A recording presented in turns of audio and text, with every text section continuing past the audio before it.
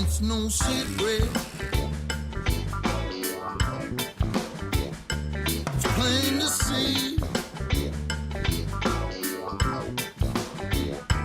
I love you,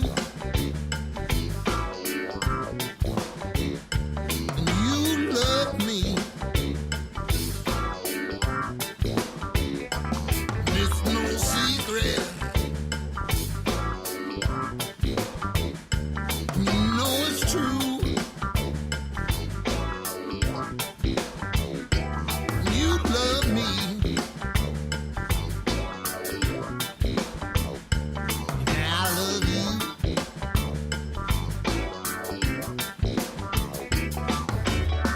The only time we seem to meet is in the middle of the night. Only then can I feel your heartbeat. Till something's not right. Together I see you and me, always and all time. But not everyone Fireside. will agree. Take a minute to share with the followers. Let's see how many followers we have this week. 4,438. Hopefully there'll be a few in the room. Shout out to Cecilia, who's starting her kudos talk on LinkedIn. And you get to celebrate your wins, big and small. So we're gonna go there. Turn this video back on over on Fireside. And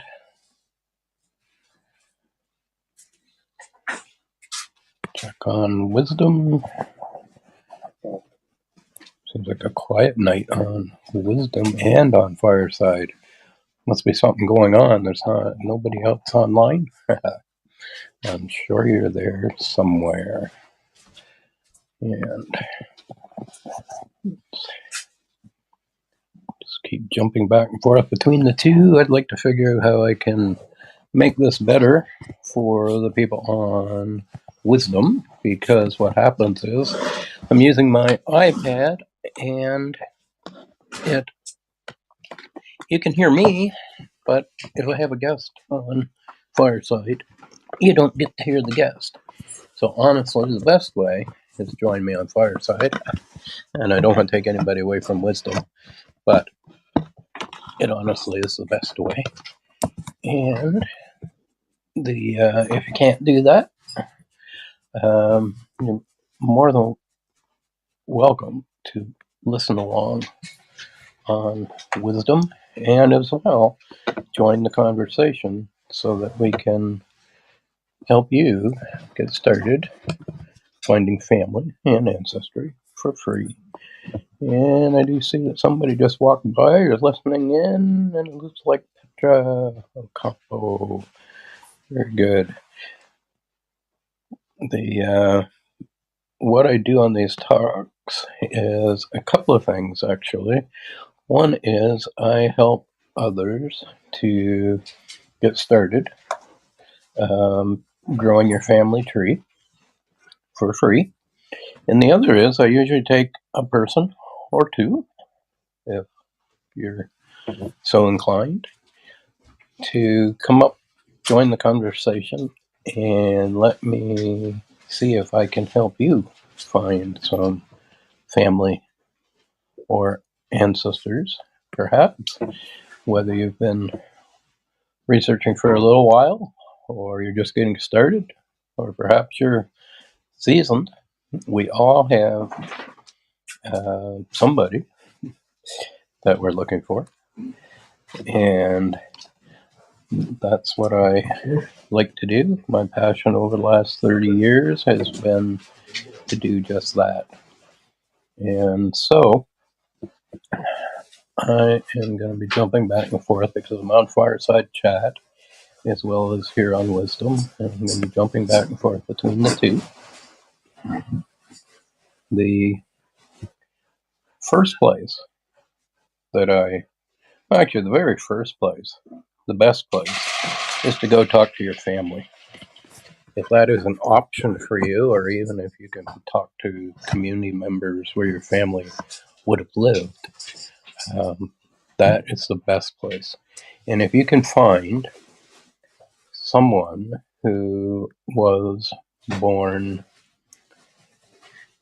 100 years ago or married 75 years ago or passed 50 years ago, then those records are usually part of the public records and can be found.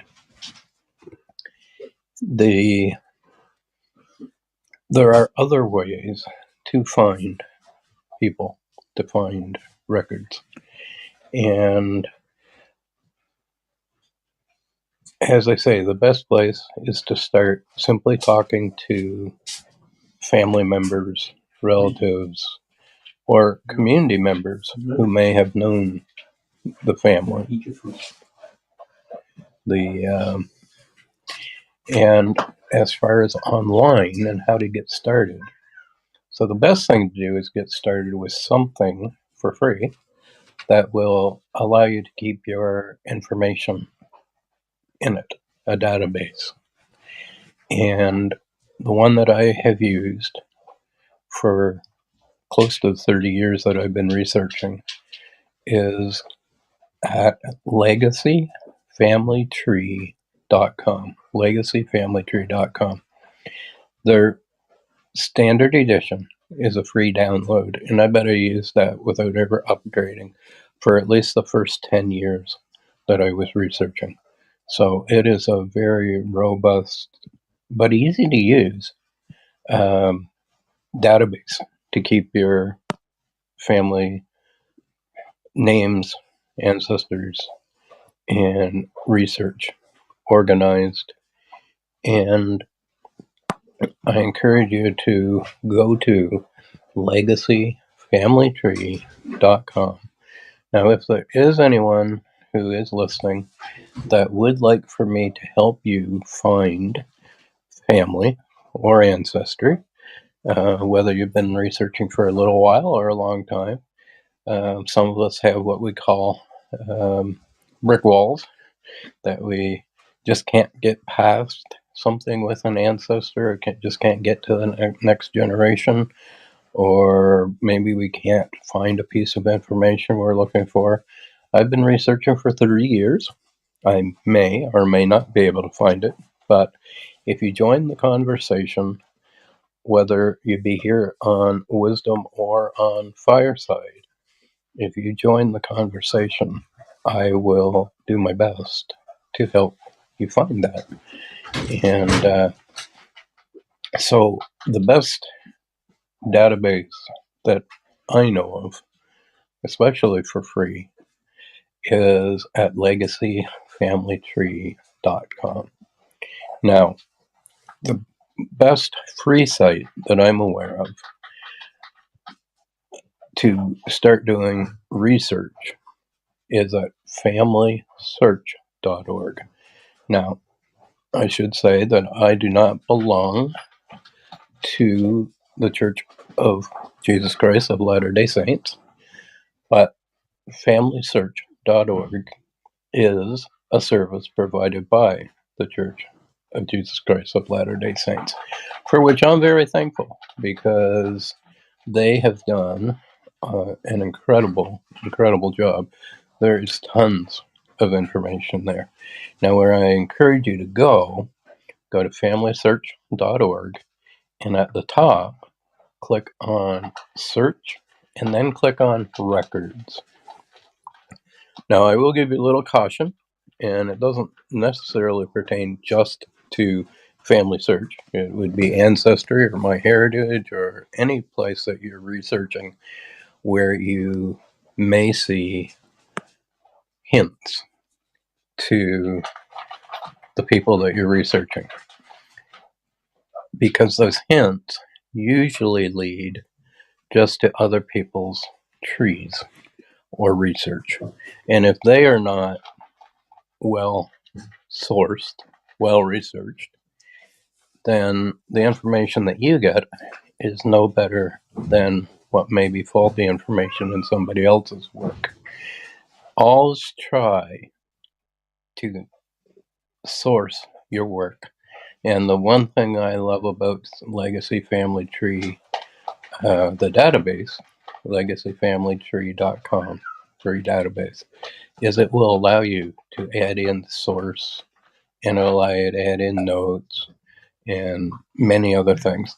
By the way, the upgrade, I think the upgrade when I did it, 20 years ago, was about $20. And today I think it's only $35. And it's not monthly. It's like once a year, maybe. I'm not even sure. I don't even think it's yearly. It's kind of whenever they come out with a new database upgrade, I guess, or a new version. But it's very affordable. And even the free version, like I say, is absolutely worth having if you're doing any family history or family genealogy or research. Great place, great database is the one at legacyfamilytree.com for free. And again, start by, once you've got your database, start by talking to the people that you know, but then go to familysearch.org, click on search, and then records. And that is where I would encourage you to start, because it gets you directly into the records. Now, I've been working on someone's tree that is probably going to join me on Fireside. Not sure that he's going to get here tonight. I do see that we have one visitor on Fireside. Thank you for showing up. And so the name that I am going to look for on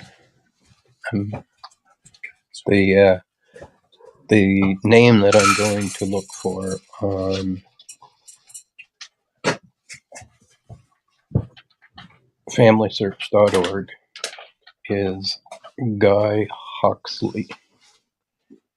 So familysearch.org, and then I'm going to put in Guy Huxley, HAWKSLEY. And because I've already done some research on him, I know that he was born in Maine in 1893. So I'm going to put in Maine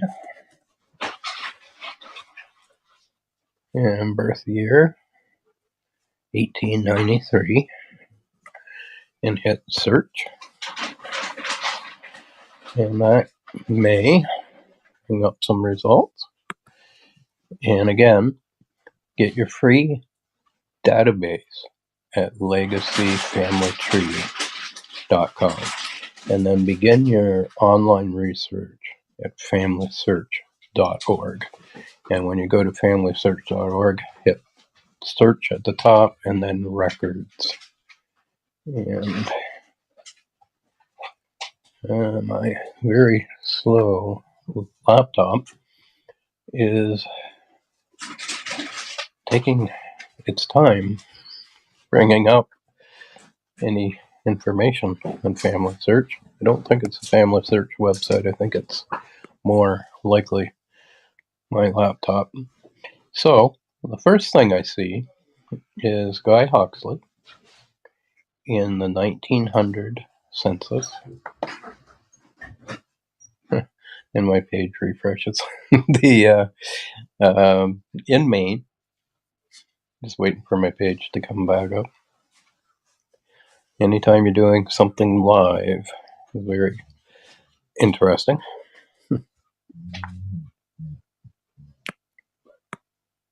If you are listening over on Wisdom and there is somebody who you would like for me to look for, hit the join the conversation button and come up and let me see if I can find what you're looking for.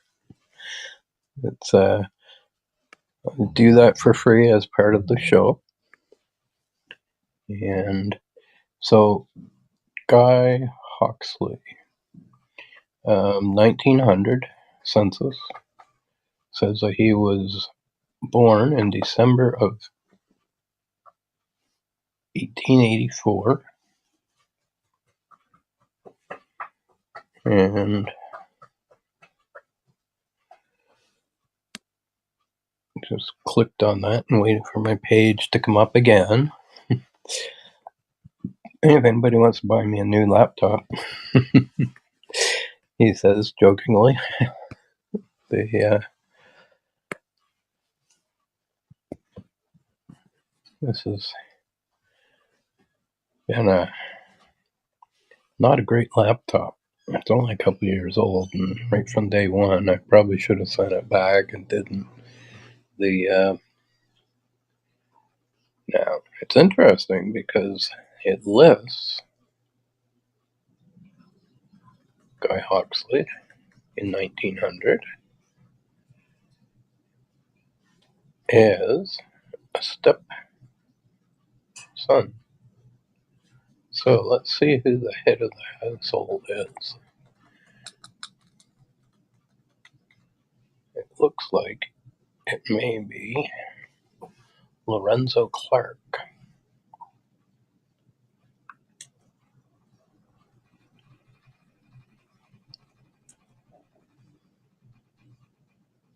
And the other free website that you can go to and find information, and sometimes this is one place where you will find information for somebody who has died more recently than 50 years ago, is findagrave.com. Claims to be the world's largest gravesite collection. I have no doubt that they are. It's hard to believe, but the 226 million memorials created by the community since 1995 have absolutely no reason to doubt that information, but just seems astronomical, doesn't it? 226 million memorials. So we're going to look for a cemetery record for Guy Huxley as well. And there may be more than one, but I'm just going to take a chance on seeing if we can find any, because I wouldn't suspect that there would be any more than one. Now, interestingly enough, there are two different records. One is born in 1884, and one is born in 1893. They died 3 years apart. One in Maine and one in Massachusetts. So that is kind of interesting.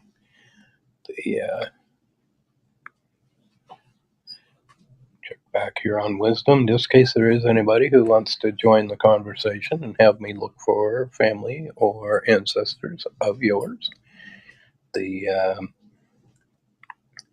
So far, we have showed you where to get a free database, legacyfamilytree.com.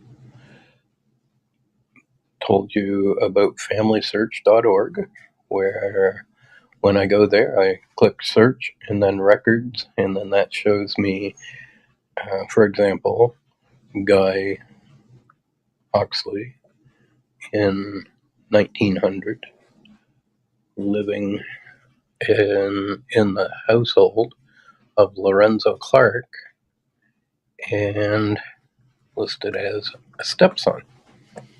So Guy is recorded as being 16 years old, which would mean that he was born in 1884. the challenge with that is he may have been in the 1890 census, but unfortunately those census records pretty much all burned and have been lost. The 1880 census he wouldn't have been alive yet. So we do have Lorenzo Clark as head of the household, and we have the mother as Etta Clark. So that would lead us to believe that Etta would be the mother of Guy, because Guy was a stepchild. And if we look for the information for Lorenzo Clark, we may go down and see perhaps a marriage record. And I do believe there is one. Now, whether that is to Etta, we're not sure. We'll bring it up here. I'm not sure if you can hear. Yeah, I think you can, because I see it registering. We have kittens that were born on the 8th of March. And right now, they are being very vocal. They,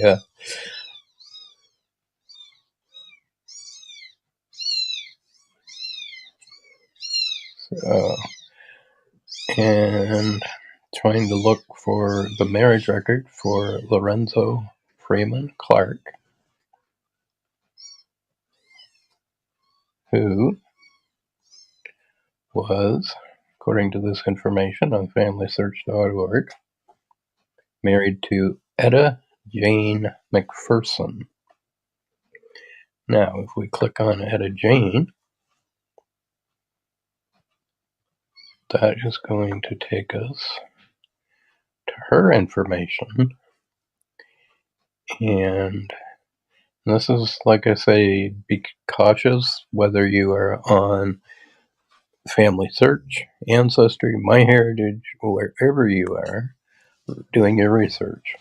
Always be cautious not to just readily accept somebody else's work, but sometimes when we're looking at other people's work, it does have sources. And this one for Etta has 22 sources.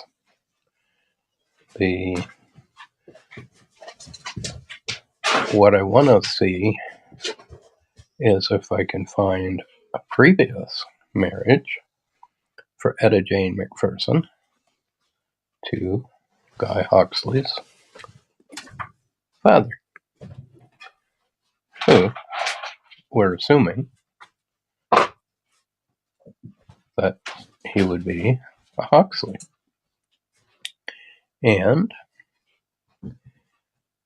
on the hints, we see that he was Charles Fred Hawksley.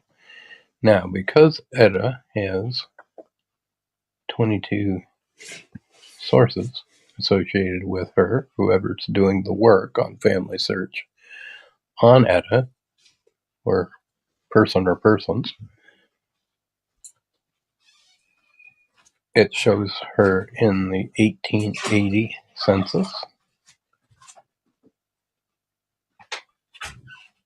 And I'm just scrolling down looking to see if we can find a marriage record, which we do, for Etta. And see if I can open that, because I'm assuming that that is going to be, and I know we should never assume, but I'm assuming that that is going to be for her marriage to, I forget his first name, but Mr. Hawksley. Actually, no, it's not. It is the marriage record for Lorenzo Clark and Etta Oxley, who we now know to be McPherson. So they were married the 15th of March, 1893 is when she married to Lorenzo Clark. So we are looking for a date before 1893 for her marriage to the Mr. Oxley. And we see that I see in the Indigo in 1886.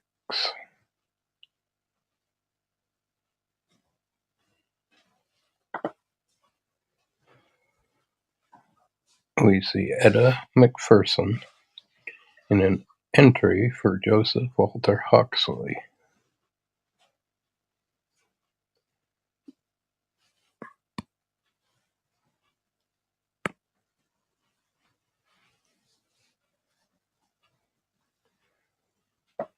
I say, I need a faster laptop.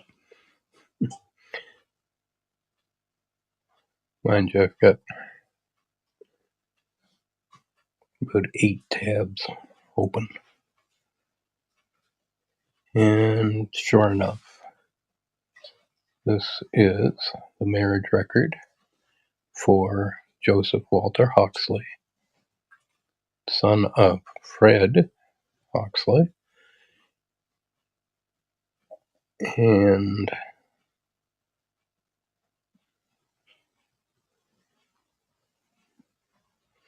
now, see, this is where I could have very easily made a mistake.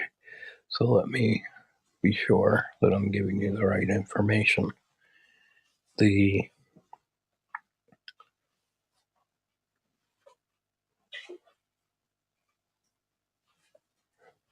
nice thing about it is on Family Search, you can get a free membership just to the website.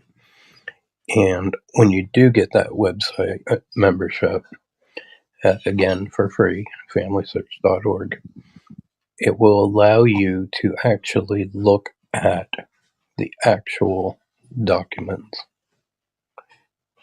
And not in all cases, but in many cases, it'll allow you to actually look at the documents.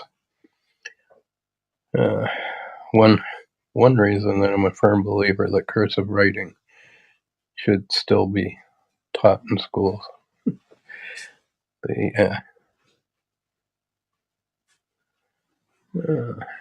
But my iPad is just not iPad, my laptop is just not cooperating tonight. It's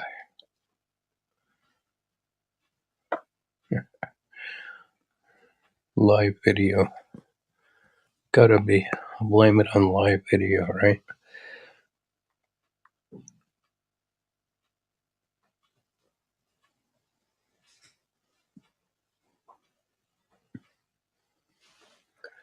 Oops.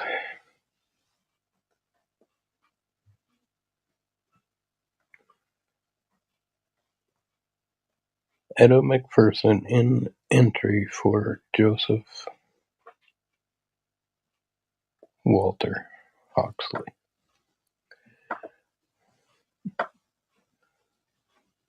Things are just not cooperating tonight. The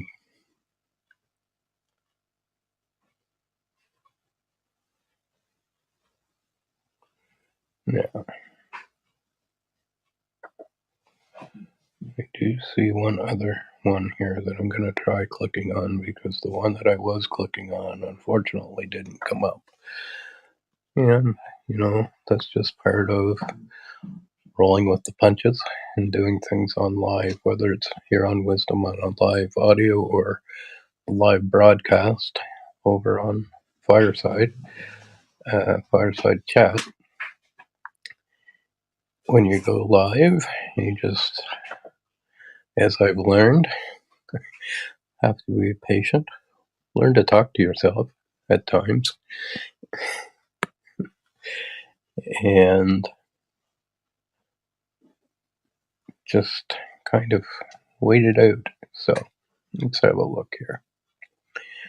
Yes. So Etta, the other record that I was looking at, I noticed was actually, I believe, for a son, but I would have to go back and look at it closer. But the 15th of February, 1880, Etta J. McPherson married Charles F. Hawksley. And that was, they were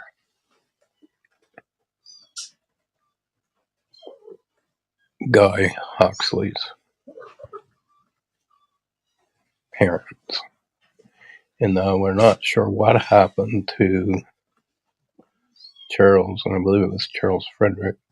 Not exactly sure what happened to Charles F. I believe it was Charles Frederick Hawksley. But they were married. Charles F. Hawksley and Etta J. McPherson were married the 15th of February, 1880 in Mars Hill, Aroostook, Maine. And by 1900, she had remarried to Lorenzo Clark. And in 1900, there are 1, 2, 3, 4 Hawksley children, May, Tina, Guy, and Joseph, all living as stepchildren to Lorenzo Clark and children of Etta. And I actually just missed one. There's Violet, May, Tina, Guy, and Joseph were the children. So, just to recap, go to legacyfamilytree.com to look to get your free database. Go to familysearch.org, click on search and records to get started on your research. Both of those are free. Go to Find a Grave to find a grave, to find information, especially for people who have died less than 50 years ago.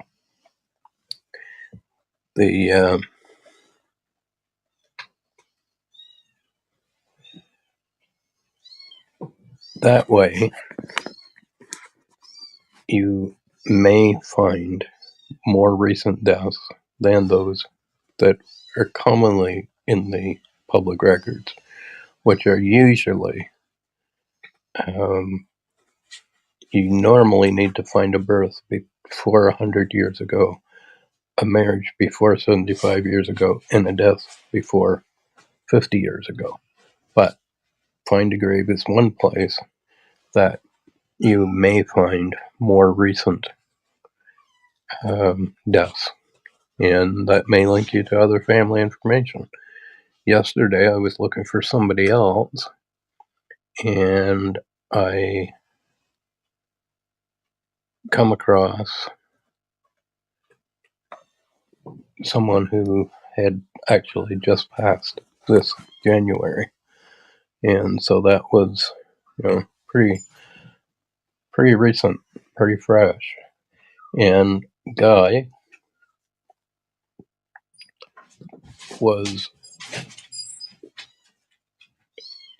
died in 1976, and that was 47 years ago.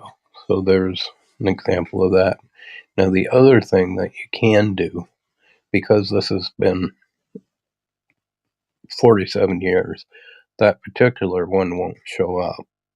But if you go simply to Google and enter the word obit, O-B-I-T, just a short form of obituary, and type in a person's name who you're looking for an obituary for, that will often bring up more recent information as well. And a good obituary will usually list family members, including parents, and sometimes it even lists grandparents. And so get your database for free at legacyfamilytree.com. Start your research at familysearch.org. Hit the search and then records and go from there. Also use findagrave.com and good old Google. Those are 4 places where you can go to do your research and get started for free. Now, the other thing is, if you happen to be listening and you would like for me to look for information for you on finding some of your family or ancestry, join the conversation, and I'd be glad to see what, if anything, I can find. 30 years of experience, and sometimes I don't find anything, but sometimes I come up with the information. So if you are listening on Wisdom, click join the conversation, and I'd be glad to do some looking for you. If you are on Fireside, we can do that too. So I'm not seeing anybody jumping the queue and asking for help right now. So I'm going to end this talk at this point, and I thank all who have stopped by